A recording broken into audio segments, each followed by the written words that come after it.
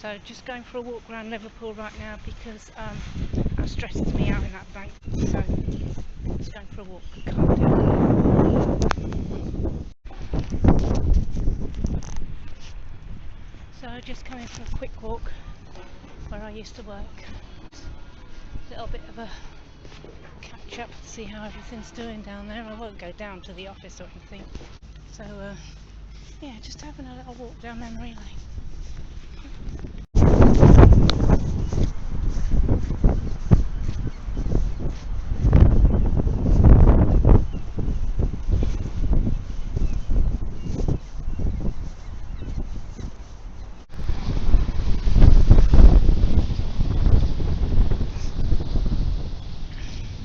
Dark.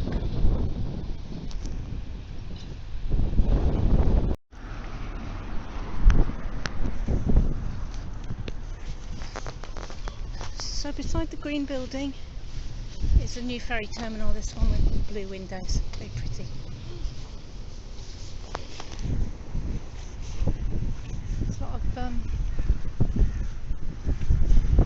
neglected land here, isn't there? I wonder what all this used to be years ago. Just going to see what the new ferry terminal's looking like. This is going to join up a few ferries that are down the other end. The steamship that comes in, sorry, the steamship. Yeah, that steam packet one, that one comes in, but also the holiday ones next to it. That's all going to come in here.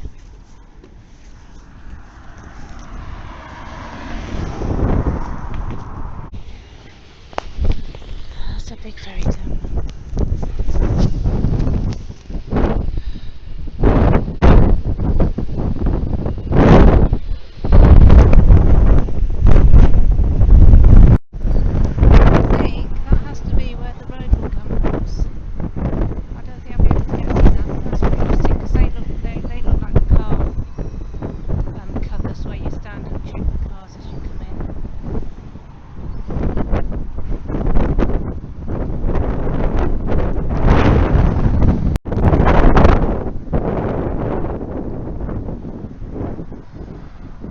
So this is the road, new road that joins the main roads to the Isle of Man steam ferry terminal.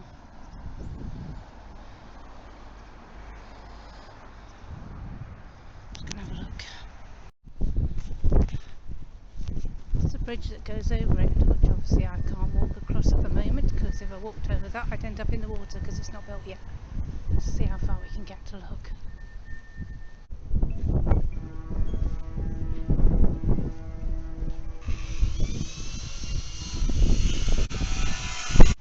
So as I walk home along the dock road, there's something ahead that's being built as well. So we're going to walk past that. It's about 40 minutes to get home, but I'm going to walk as far as I can. Maybe get a bus at the end, I don't know. Go and have a look at this place first.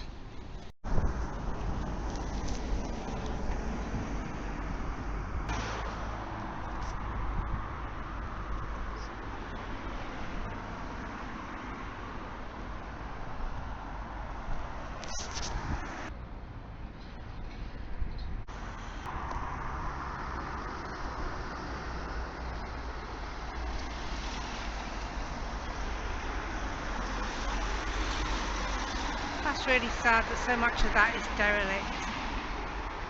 One day it will all come back.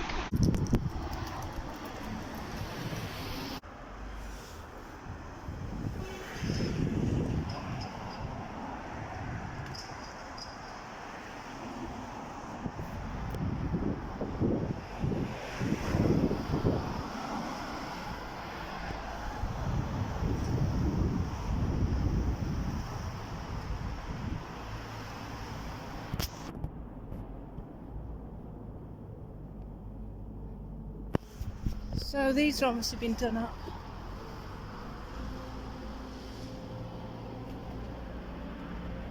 There's a canoe club in there.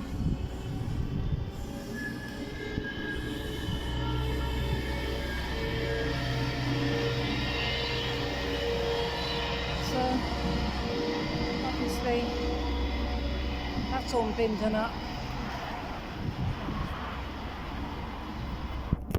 Lovely bridge.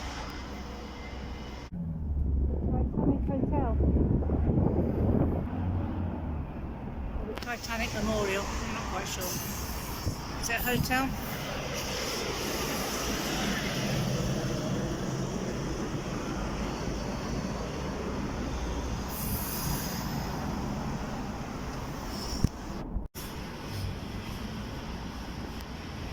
Here we are.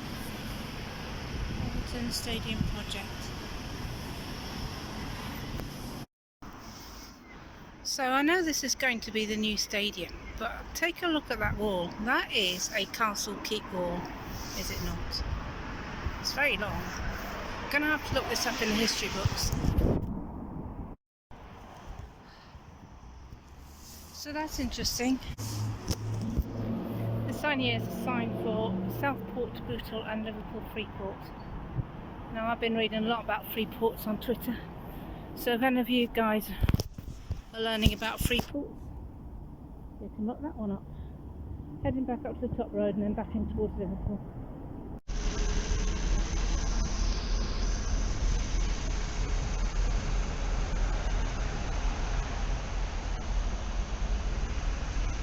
Christmas stuff is up.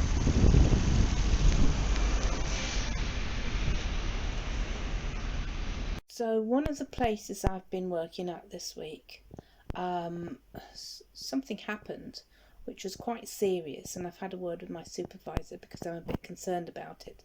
So it's only a small little shop, but it's a busy little shop. It's got lots of things in there that people like to come and look at and buy, all sorts of books and magazines and bits and pieces. So it is great for the shoplifters, and I spend most of my time in there wandering around trying to catch them out. Quite fun. I quite enjoy that bit. So the other night I was wandering around and there was this commotion at the front door, you know, the front exit where they go out. So I headed back, and the supervisor who was supervising us that night was screaming at this guy about how he hadn't paid for his food and that he's always coming in and stealing stuff, and all of this thing was going on. She was shouting at him, which is, as a security guard, we're encouraged not to do. So she was shouting at him so much, and he was shouting back at her, and his arm came out with his pointed finger right in her face. And I thought, oh shit, this is going to go one way or another. And because she was a female, I think I may not have intervened if it'd been a bloke supervisor having a go at this man, this young lad actually, but because she was a female supervisor, I decided that I needed to get into the middle of this and calm it down. So I got into the middle of this and started talking to him, you know, in my really calm, low voice, and eventually I calmed him down, and he was saying to me, you know, I've been accused of stealing.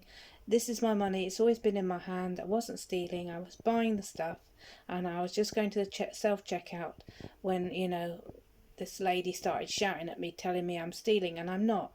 And I was sort of saying, okay, it's not an issue, not a problem, mate. You know, what do you want to do? Do you want to hand back your stuff to me and just go, or do you want to buy it? You know, I'm okay with whichever you do. And eventually he said, well, I want to buy it. That's what I've come in for. I've come in for my lunch. You know, I want to buy this food and this drink. And I said, right, okay, let's put it through the till. So we put it through the till. He paid for it with his money. And he shouted back at the supervisor, well, you're going to get the guards in now, he says, because I've paid now, so there's nothing you can do about it. And I laughed and I said, I am the guard. And he looks at me and he says, oh yeah, and he laughed too. So he said, well, thanks, love. He said, you know, I've got my lunch now, I'll be on my way. And off he went. Supervisor was scowling at me, and so I just said to her, look, I had to calm this issue down. You know, this guy was about to, I don't know, slap you one, hit you one. He was really angry. I said, and it was my job to calm down the situation before anybody got hurt, which is what I did. We don't aggravate the situation. We try and calm it down. We get them down to a calm level, and we discuss what the problem is, and we sort it from there. I said, so I needed to come in the middle of all this and do that. I didn't want to see anybody get hit or hurt. And she was saying, you know, he should have been thrown out. And I was thinking, yeah, I can do that. Not. I said, okay, I got him to pay for his food, and then he left. So, he was happy and we're happy. No harm has come. Anyway, she wasn't happy about it. So she went into the CCTV room, and a couple of her staff went in the back as well. And they came out, and one of the guys said to me, "Oh, I'd have thrown him out." And I said, "Yeah, maybe you would have done." I said, "But, as it was, with the situation being as it is, I decided that I just needed to calm the situation down and try and get the guy to leave without anybody getting hurt," which is what I did. So I did my job right, and he was scowling at me because he was obviously sticking up for the supervisor. Anyway, I contacted my supervisor straight away, my own supervisor for the agency, for the security agency I work for, and I told him what the problem was. And I said, "You've got to come in and look at the CCTV." I said, "Because you need to see what occurred and how I dealt with it, and let me know that you're happy with how I dealt with it, because I have got to go back to this place next week." So he texted me back and he said, "Right," he said, "I'm going in next Tuesday, so I'll leave it till I've seen the CCTV on Tuesday and I'll get back to you." So that's how that is at the moment. Gordon Bennett.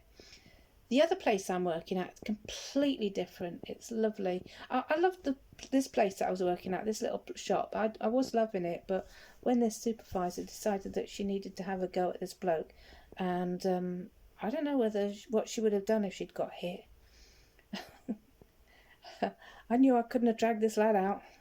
So it'd have been an uproar. We'd have had to be calling the police. And so, like I say, this other job that I have is gorgeous. It's another small little shop, busy little shop, and very easy to walk around and keep an eye on things. But most people who come in there for a reason, to buy something. So there's very little nicking going on, and I help them to look after the shop. So stock the shelves, put out stuff, tidy it, and I get through my day, and we all have chats and we have laughs, and it really is a fun little place. So I'm really loving that. So 2 days of my 3 days that I've got have worked really well. This one day one is becoming a struggle, and I don't know what to do about it, but I'm just going to leave my supervisor to go look at the CCTV and then wait for him to come back on that.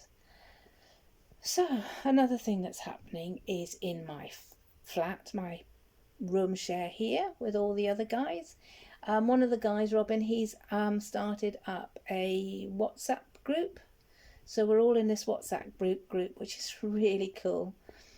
So, we want to sort of ask if anybody wants to go to the shop, or if they're using the washing machine and how long it'll be and all that sort of stuff. We can all text each other, even though we only live sort of a door close away. It's quite funny, but it's really cool. So it's the first time ever in my life I've been in a WhatsApp group.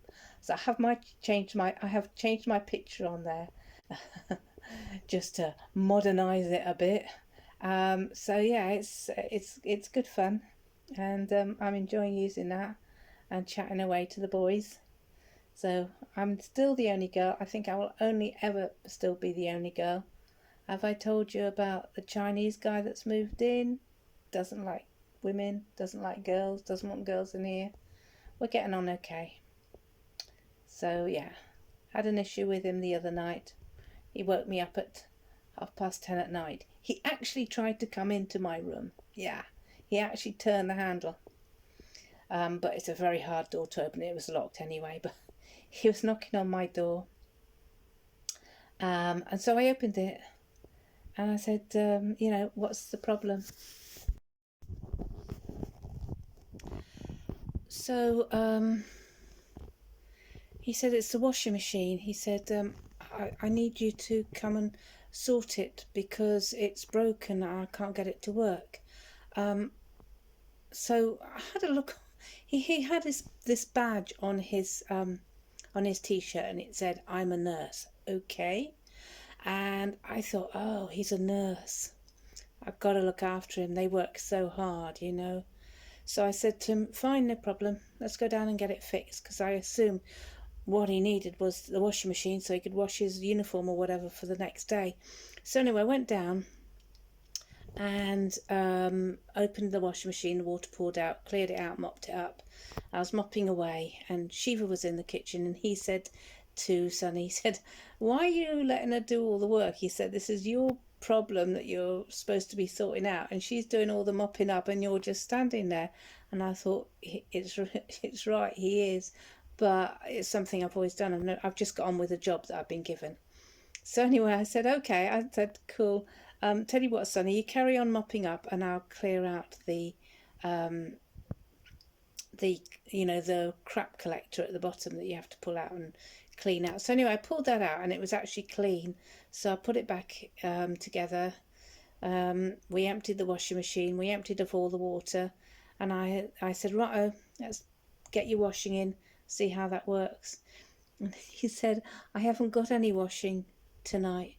I said, well, what did you get me up for? He said, because, he said, I don't know when I'll need it. I might need it tomorrow, but the washing machine's not working and I need it fixed. So I said, okay, let's fix now. I'm going back to bed. So I went back up to bed. And 15 minutes later, he was knocking on my door again. And I said, oh, for God's sake, what is it? And he said, I've lost my phone. He said, have you got my phone? I said, no, I haven't got your phone. I haven't picked it up. I haven't got it. Go away. So he disappears again. And then 5 minutes later again, there's a knock on my door. And he says, it's okay. I've found my phone. I said, oh, for fuck's sake, go away. I want to go to sleep.